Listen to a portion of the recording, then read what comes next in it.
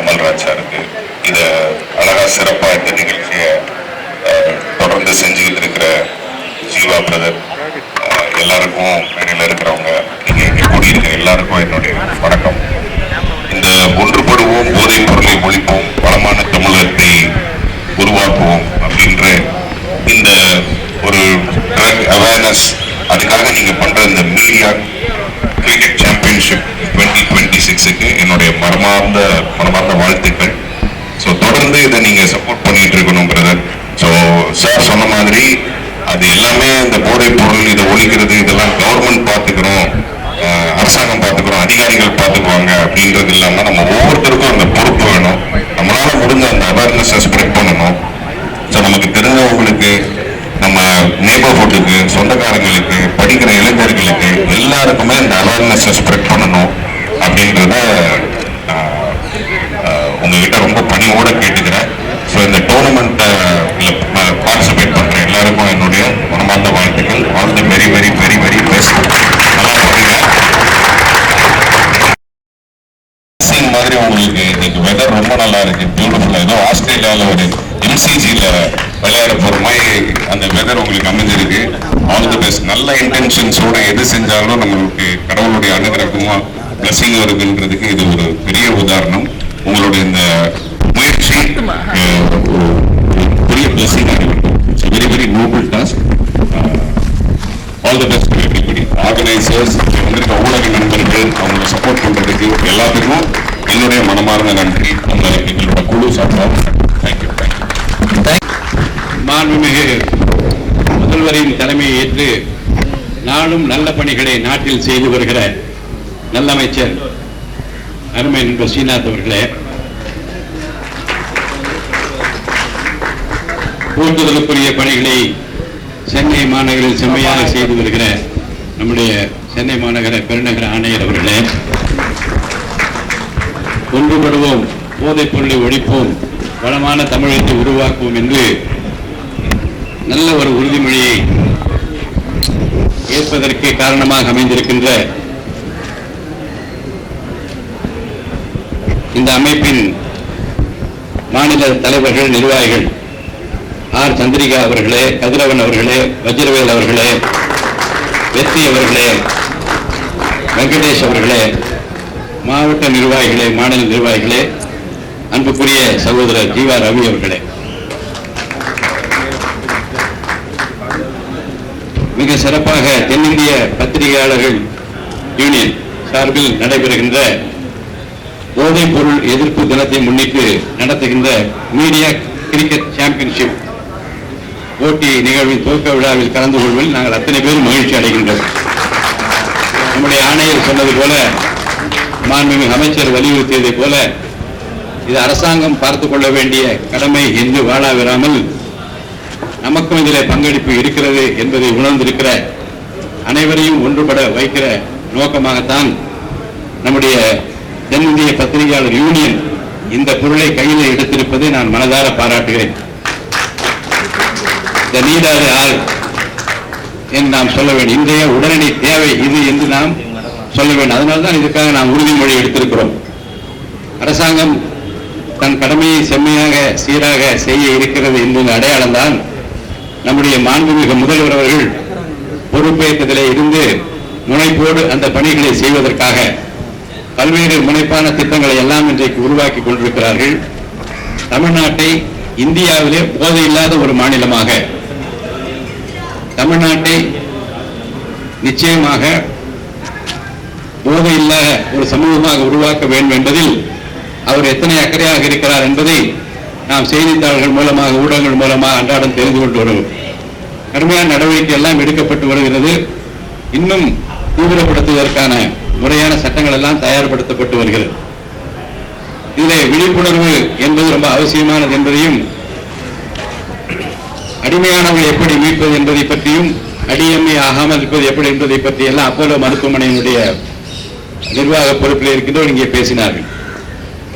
என்னுடைய மகள் doctor Aadhira navies Prabhakar அவர்கள் 2 ஆண்டுகளுக்கு முன்பாக என்று உட்கார்ந்து, அவர் டாக்டர், அவர்கள் சைக்காட்ரிஸ்ட், உட்கார்ந்து என்னிடம் பேசிக் கொண்டு போது சொன்னார்கள், இன்னொரு எதிர்காலத்தில் எனக்கு ரொம்ப கவலையாக இருக்கிறது என்று சொன்னார்கள். என்ன என்று கேட்டேன். தற்செயலாக ஒரு பள்ளிக்கூடத்திற்கு நான் சென்றேன். தலைமை ஆசிரியரோடு பேசிக் கொண்டிருக்கிறதா எனக்கு ரொம்ப கவலையாக இருக்கிறது. இந்த பள்ளிக்கூடத்தை சுற்றி ஒரு 4-5 இடங்களிலே இந்த பொருள் கிடைக்கிறது என்று டிராயரை திறந்து சாக்லேட்டுகளை காட்டியிருக்கிறார்கள். என் டாக்டர் கேட்டிருக்கிறார்கள், என்ன என்று கேட்டவுடன் அவர்களோட விவரமாக அதை பற்றியெல்லாம் எடுத்து சொல்லி இருக்கிறார்கள். என்னுடைய டாக்டர் வீட்டுக்கு வந்த உடனே சொன்னார்கள், ரொம்ப மனதுக்கு வருத்தமாக இருக்கிறது. ஒரு பள்ளிக்கூடத்தில் ஒரு தலைமை ஆசிரியர் தைரியமாக இதை காட்டியிருக்கிறார். இன்னும் பயந்து கொண்டு நமக்கு ஏன்பா வம்பு, எதை சாப்பிட்டா நமக்கு என்ன, எப்படி போனால் எந்த கவலை என்று நினைத்து விட்டால் சமுதாயம் சீரழிந்து விடும் என்று நான் கவலைப்படுகிறேன் என்று சொல்லி கிரேஸ் பவுண்டேஷன் என்று ஒன்று ஆரம்பித்தால் உடனடியாக முதல்ல செய்தது தமிழ்நாடு முழுவதும் இருக்கக்கூடிய குறும்படங்களை தயாரிக்கக்கூடிய இளைஞர்கள் இந்த போதைப் பொருளுக்கு மதுவுக்கு அடிமையானவர்களுடைய இல்லங்களில் என்ன நடக்கிறது, உடலுக்கு என்ன கேடு வருது என்பதை பற்றி குறும்படம் தயாரித்து அனுப்புங்கள் என்று 30 நாள் டைம் கொடுத்தார்கள். ஏறத்தாழ 250 படங்கள் வந்தது. அதெல்லாம் போட்டு பார்த்தால் எவ்வளவு சிரமத்துக்கு குடும்பங்கள் ஆளாகிறது என்பது. குடிக்கிறவங்க மது போதைக்கு அவங்க கெட்டு போவது, உடல் நலம் கெடுவது ஒரு பக்கம் இருக்கட்டும், அந்த குடும்பங்களில் ஏற்படுகிற அந்த சீரழிவது மனதிற்கு கஷ்டமாகும்.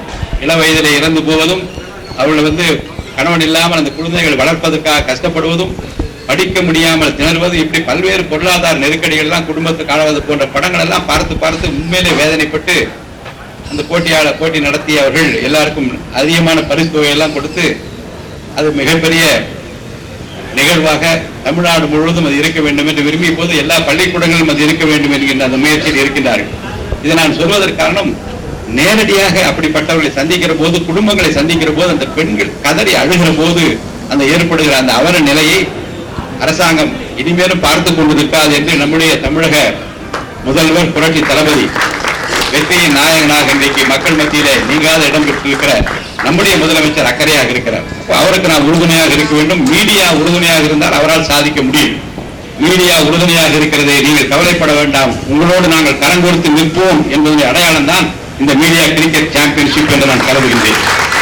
அதற்காக மாநில அளவிலும் மாவட்ட அளவிலும் இந்த முயற்சியை எடுத்துக்கொள்ள நம்முடைய தென்னிந்திய பத்திரிகையாளர் யூனியன் நிர்வாகிகளை நான் மனதார பாராட்டுகிறேன்.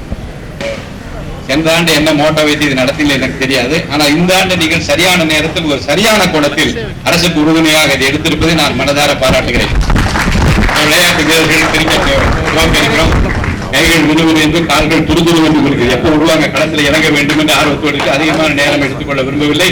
இந்த கிரிக்கெட் போட்டியை கலந்து கொண்டிருக்கிற அத்தனை அணிகளுக்கும் என்னுடைய பாராட்டுகளை நான் தெரிவித்துக் கொள்கிறேன். 2000 ஆண்டுகளிலே நான் தமிழ்நாடு கிரிக்கெட் சங்கத்தினுடைய பைனான்ஸ் கமிட்டி சேர்மனாக இருந்தேன்.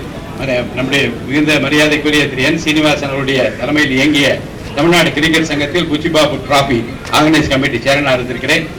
கிரிக்கெட் அதிகமாக தெரியும் என்பதற்காகவோ அல்லது நான் விளையாட்டு வீரன் என்பதற்காகவோ அல்ல, விளையாட்டு வீரர்கள் மீது நான் கொண்டிருந்த அக்கறை காரணமாக அன்றைக்கு அந்த பொறுப்புகளை வைத்து பல செய்திகளை என்னால் அறிந்து கொள்ள முடிந்தது. நல்ல விளையாட்டு. ஆனால் எனக்கு என்ன சொல்வேன் என்றால், கிரிக்கெட்டுக்காக செலவிடுகிற பணமும் நேரத்தில் ஒரு 10% மற்ற விளையாட்டுகளுக்கும் செலவிட்டால் எல்லா விளையாட்டு தமிழ்நாட்டை வளர்க்க முடியும் என்று கருதுகின்றவர்கள்.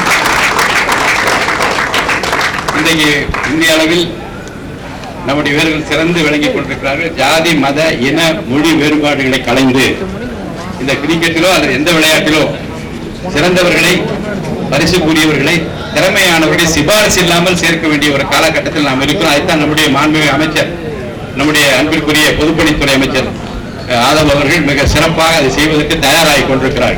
ஏற்கனவே வாக்குறுதி அளித்திருக்கிறார்கள். சிபாரிசு இல்லாமல் சிறந்தவர்கள், எந்த விதமான போட்டி பொறாமை, ஜாதி மத இன மொழி வேறுபாடு இல்லாமல் சிறந்தவர்கள் என்று தமிழ்நாட்டை அடையாளம் கண்டு உலக அளவிலே நம்முடைய விளையாட்டு வீரர்களை வளர்க்க வேண்டும் என்று அரசின் சார்பில் பல அறிவிப்புகளை எல்லாம் வெளியிட இருக்கின்றார்கள். நம்முடைய விளையாட்டு வீரர்கள் அதை பயன்படுத்திக் கொள்ள வேண்டும். குறிப்பாக இன்றைக்கு போதையில்லா மாநிலத்தை உருவாக்குவதிலும், போதையில்லா மனிதர்களை பார்ப்பதிலும், போதையில்லா இளைஞர்களை வளர்ப்பதிலும் நம்முடைய தென்னிந்திய பத்திரிகையாளர் சங்கம் எடுத்திருக்கிற முயற்சியை மீண்டும் நான் பாராட்டி என்னுடைய வாழ்த்துக்களை தெரிவித்து விடைபெற்றுக் கொள்கிறேன். நன்றி, வணக்கம். மிகுந்த மகிழ்ச்சியாக மரியாதைக்குரிய அமைச்சர் அவர்களுக்கும் வந்திருக்கின்ற பத்திரிகை நண்பர்கள், விளையாட்டுத்துறை வீரர்கள் அனைவருக்கும் என்னுடைய காலை வணக்கத்தை தெரிவித்துக் கொள்கிறேன். போதைக்கு எதிரான பழக்கத்தில் யாரோ ஒரு சிலர் பேர் அரசு மட்டுமோ, காவல்துறை மட்டுமோ, மற்ற சமூக ஆர்வலர்கள் மட்டுமே செய்ய வேண்டிய பணி என்று எதுவும் கிடையாது.